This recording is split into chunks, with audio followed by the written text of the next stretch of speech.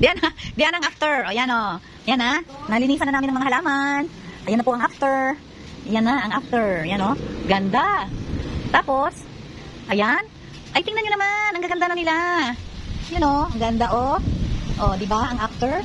O. O, tapos ito pa o. Ah, ang after na yan. Uy, ang linis-linis na. Ayan. Ang linis. Tapos ito, yan o.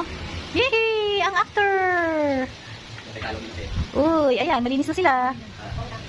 Ayan, malinis na sila. Ang after. Ayan yung niripat. Ayan. Ayan, niripat din ito. Kasi nakalabas na yung kanilang mga ugat. Marami tayong niripat. Mga ugat na nakalabas na. Ayan o, malinis na sila o. O. Ayay. Ayay. Ito mga nagkaroon ng aphids. Kailangan natin ibilad sa araw. Kaya nilipat natin siya dyan. Ito kasi kahit hindi naman niya madiligan. Kaya okay lang siya dyan sa loob. O, ayan pa o. Uy, ang linis. Yan.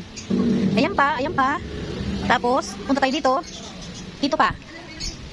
Ayan o. Yan. Yan nilagay sa taas. Tapos ayan. Yung iba dito, hindi pa tapos. Yan. Yan, nilinis na yan. Ewan ko kung alin dito yung hindi pa tapos. Siguro itong mga to. Yan, marami pang damo-damo. Yan ang hindi pa natapos. Dahil wala na kaming oras. Madilim na. Ayun pa o. Doon pa o. Gusto pang tapusin yan ng ate ko. Okay guys, thank you for watching. Ito ang gandang flowers o. Yan. Kulay red.